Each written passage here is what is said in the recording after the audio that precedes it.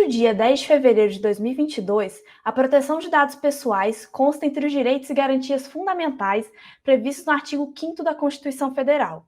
Foram 2 anos de tramitação para que a Emenda Constitucional 155/2022 fosse promulgada. No nosso contexto de grande circulação de informações, a novidade reforça ainda mais a importância de proteger e tratar dados pessoais como forma de garantir a privacidade e a segurança digital. Hoje o Reverso UFES entrevista Matheus Eleutério, advogado na área do direito do consumidor, que vai falar um pouco com a gente sobre essa questão da mudança na legislação. Bem-vindo, Matheus. Obrigado, Camila. A primeira pergunta é para você nos ajudar a entender o que significa dizer que a proteção dos nossos dados pessoais são um direito fundamental. Então, anteriormente, os direitos pessoais eles já eram um direito. A proteção de dados já era um direito, regulamentado pela LGPD, né, que foi promulgada em 2018. Porém, agora, com essa emenda constitucional, o que acontece é que esse direito ele ganhou status de norma constitucional. Ele é um direito fundamental agora. Ou seja, ele é considerado uma cláusula pétrea. Ele não pode ser diminuído. Qualquer alteração que for surgir sobre a proteção de dados, ela tem que ser uma alteração que vai ampliar esse direito. Por quê? Hoje, o direito à proteção de dados, ele é inerente à dignidade humana, que é um princípio também constitucional. Ou seja, ele não pode ser renunciado, não pode ser alienado e nem violado. Ele está, inclusive, em pé de igualdade com outros direitos, como o direito à vida, a propriedade privada, porque antes dele estar dentro da Constituição, ele era considerado apenas um mero desdobramento do direito à vida privada, à intimidade, né?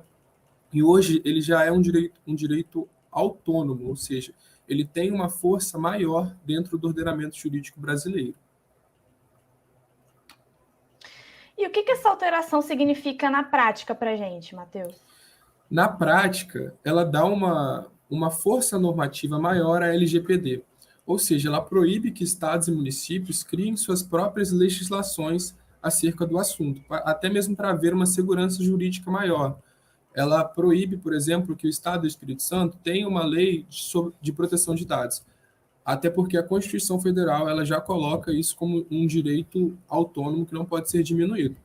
Ela assegura ainda que nós, cidadãos, temos acesso a todo dado que qualquer pessoa esteja utilizando, enfim, uma empresa ou até mesmo uma instituição pública, nós temos direito a acesso a esses dados que estão ali.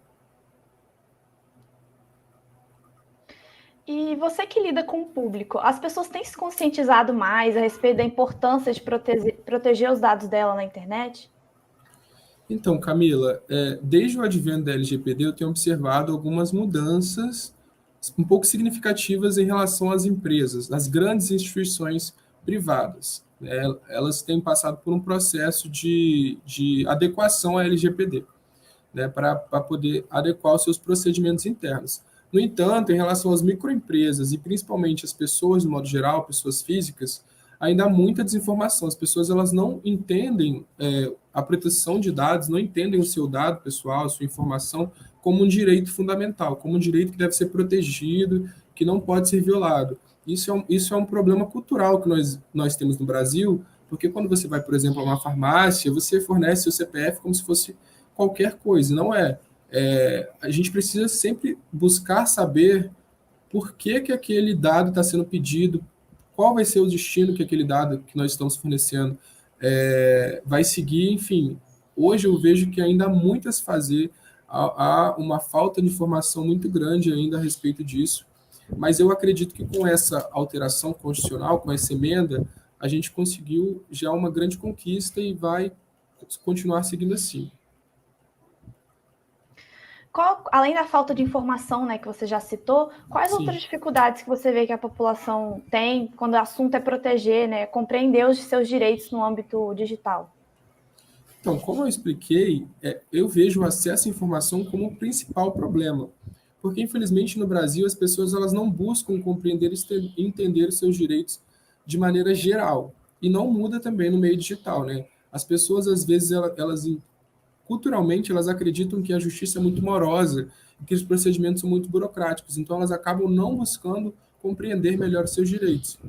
Isso gera um problema muito grande, porque elas compartilham seus dados de qualquer forma nas redes sociais, por exemplo, como endereço de trabalho, o nome, sobrenome, às vezes até mesmo o CPF. Nós vemos dados sendo compartilhados o tempo todo, e isso é um paraíso para golpistas, estelionatários que estão por aí nos meios digitais, né, aplicando vários golpes o tempo todo. O que, na sua opinião, a gente pode fazer como cidadão, né, para garantir que esse direito seja respeitado, né? Você já falou algumas coisas. Sim. Então, com o advento da LGPD, o consentimento ele ganhou um status maior. Ou seja, toda vez que você for fazer uma contratação, a gente tem direito a entender para onde vai aquele dado. Né? E se a gente não consentir com o tratamento daquele dado, daquela informação, a empresa ela é proibida de tratar aquela informação, aquele dado. Com isso, por exemplo, se a gente vai até uma farmácia ou até mesmo uma entrevista de emprego e lá é perguntado, por exemplo, qual a sua religião, isso é um dado sensível seu. Você tem direito de entender por que aquele dado está sendo pedido, requisitado naquele momento. Se a empresa não fizer isso, você tem direito, por exemplo, a não dar esse consentimento.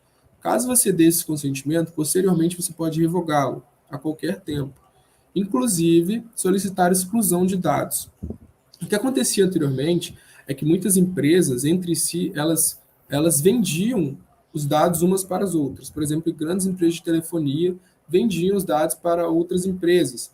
E com isso, o tempo todo os cidadãos reclamavam, né, de ligações inesperadas. Por quê? Porque esses dados eram tidos como das empresas. E hoje, com essa promulgação dessa emenda, o dado ele é nosso. Então, nós temos que ter esse entendimento de que aquela informação que está sendo tratada ali é nossa. Então, nós podemos solicitar a qualquer momento a sua revogação, a exclusão. E se a empresa se negar a excluir esse dado, a minha orientação é que se busque um advogado, né, para poder buscar a autoridade, que é a ANPD, que é a Autoridade Nacional de Proteção de Dados, e lá fazer uma denúncia. Né? Essa denúncia ela pode, inclusive, gerar várias sanções para essa empresa que está se negando a excluir esse dado, até mesmo multas que podem chegar até 50 milhões de reais hoje. E você acha que com essa nova lei, né, com tanta coisa que a gente vê nas notícias, né, em relação a golpes e tal, você acha que a população vai ter mais interesse em conhecer essa nova lei, em buscar se informar? Eu espero que sim, Camila, porque, como eu te disse, o dado, a nossa informação pessoal, ela é uma informação muito importante, tanto que foi parar na Constituição Federal como uma cláusula pétrea. Antes não era dessa forma, antes ela era tida apenas como um mero desdobramento do direito à vida privada. Agora, com a LGPD, com esses conceitos novos que estão surgindo, principalmente com o tanto de informações que nós temos o tempo todo na internet, eu espero que as pessoas busquem compreender melhor os seus direitos e venham entender melhor o que está acontecendo no dia a dia, né? Porque hoje em dia, como eu expliquei anteriormente, com o seu CPF, por exemplo, é possível fazer várias coisas, abrir até mesmo uma empresa no seu nome, se você não buscar entender o seu dado, a sua informação pessoal como um direito. Então, eu espero que as pessoas, com o advento da LGPD, venham se conscientizar melhor para poder proteger ainda mais seus dados pessoais. Muito obrigada, Matheus. Nada. Esse foi o nosso Reverso UFES de hoje. Muito obrigada. Ótimo. Obrigado você pelo convite, tá, Camila? Agradeço muito. Bom A gente dia. agradece. Bom dia.